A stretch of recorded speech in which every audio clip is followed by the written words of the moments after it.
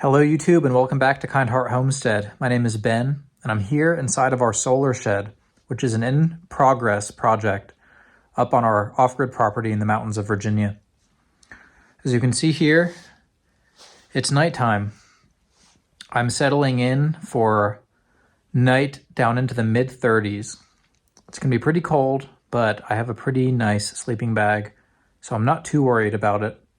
As long as I can get some sleep, I should be able to be productive for the next day or so.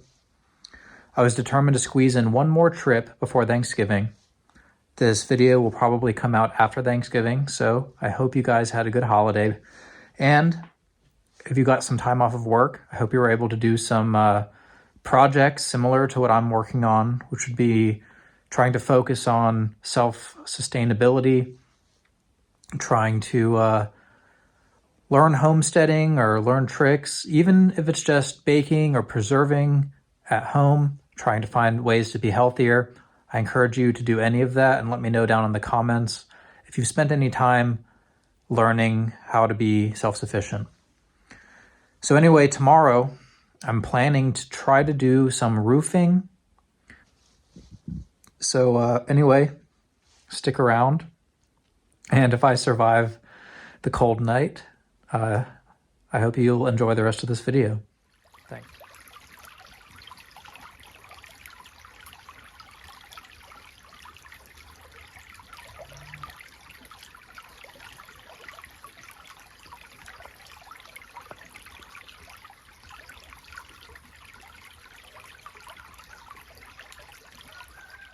To start off the roofing, you'll recall from my last video that I like to put the drip edge on, secure it with roofing nails, and then tape it to the zip sheathing with zip tape.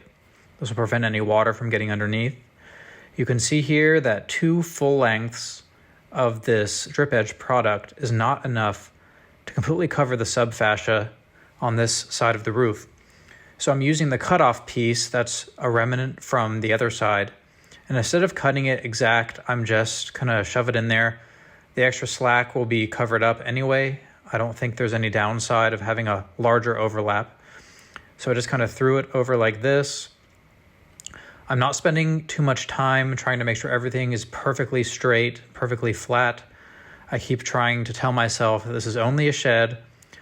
I should obviously learn from my mistakes, point them out, and be prepared to do better when I actually build the house. But I don't want the shed to take up unnecessary amounts of time. I need this to be ready so I can insulate it and be more comfortable in here with my battery system providing heat for the area. And hopefully once all that's ready, then I can start working on the actual house, which is going to be a much larger project, which will probably take at least a year. So we definitely need this place to be ready to go, place to do laundry, place to get cleaned up, store food, and things like that. It's essentially going to be a luxury building to have on hand while we camp.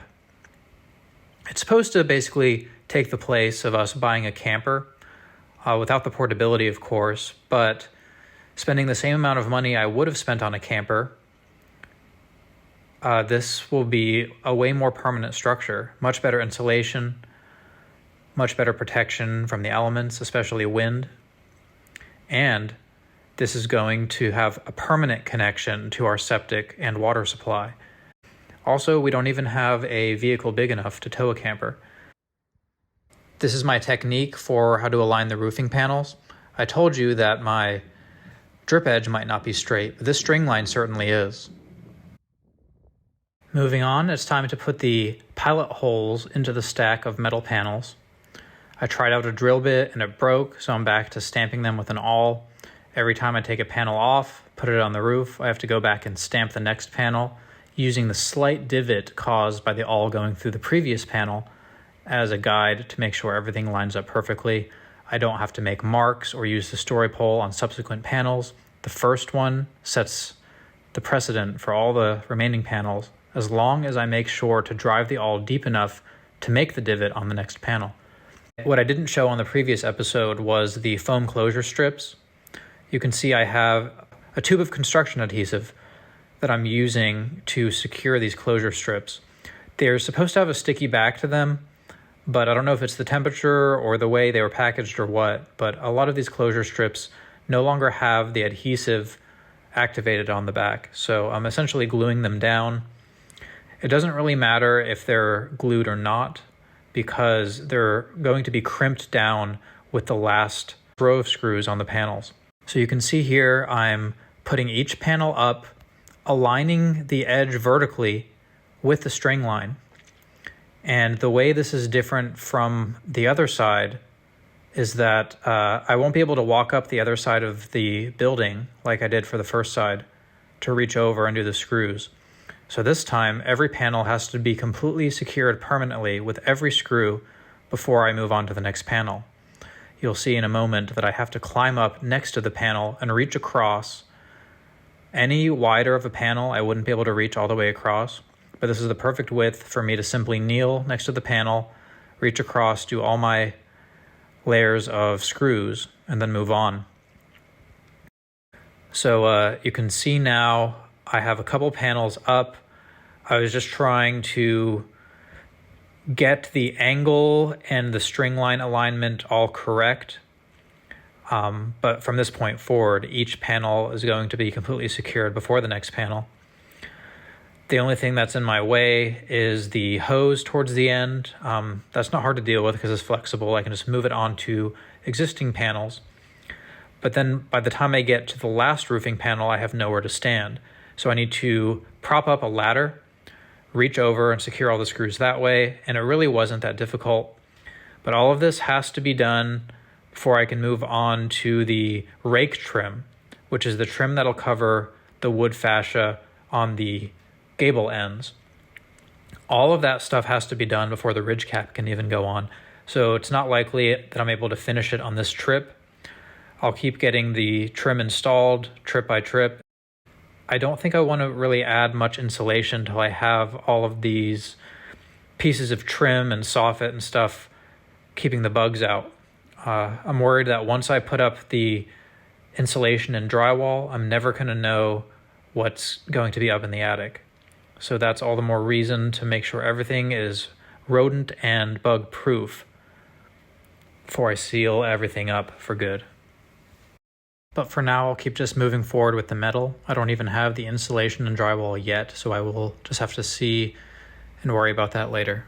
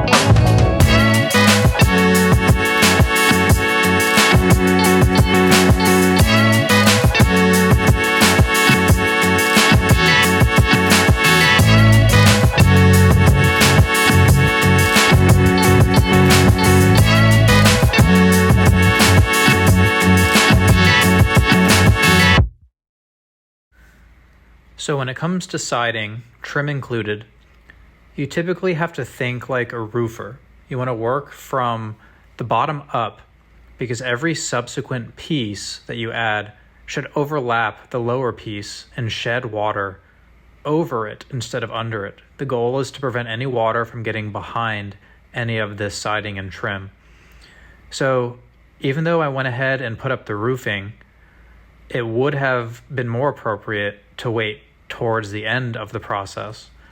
But I really just wanted the roof to be protected, so I kind of jumped the gun on that. Anyway, this is the next step. Before I can put any of the rake trim and ridge cap on, I have to finish, I guess you would call this the unvented soffit, which will be completed by the rake trim. The soffit is getting stapled to the subfascia temporarily until it can be held in place by a piece of trim that kind of bends down over the subfascia and angles around the corner and holds that trim in place, at least on the outside.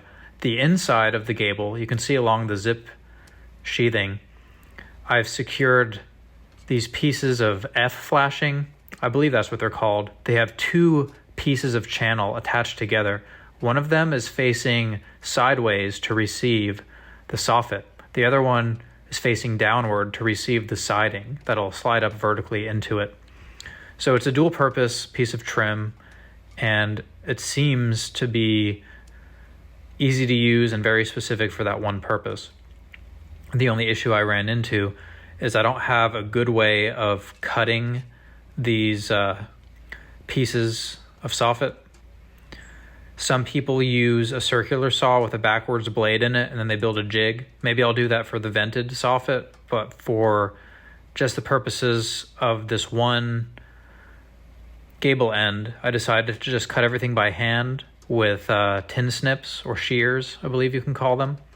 And I used just a regular staple gun, which was surprisingly powerful enough to puncture this metal. You know, this is metal soffit, not vinyl. So it is a bit difficult to work with and sharp. But the staple gun hits it no problem.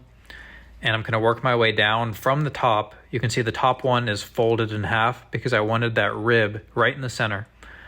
I'll work my way down the sides before I add the outside piece of trim. This is my first time ever dealing with some sort of manufactured soffit.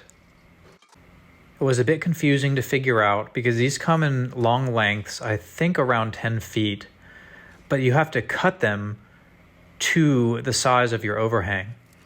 So in my case, this overhang was, I believe, 24 inches plus 1/4 of an inch. And you don't want it to be long because then you're going to struggle to put your fascia trim over it. It's better to be short, and I'm kind of learning these tips as I go. Time is of the essence with this, and I don't have time to go back and rewatch all the videos that I've ever watched about metal siding and trim. I'd recommend checking out R&R Buildings if you do want to have step-by-step instructions on how to do all this. I'm just using handheld snips to cut these, but then I have to shove the point of the snip into the edge to kind of reopen it, because anytime you go over a ridge or a fold, it tends to crimp it too tight, and then it'll be too hard for the panel to receive the next panel. So after that, I just cut them one at a time. Thankfully, my overhang was consistent enough for all of these to be cut around the same length. But definitely use a straight edge. And then when you get to the last piece, in my case, I only needed like 3 or 4 inches. So you have to take a full cut piece and then kind of rip it down. And I have a power tool I can use for ripping the flat stock metal. It cuts out a little ribbon, and you reject that and throw it away, but it only works on the flattest pieces, and you can't go over the bumps and the ribs with it.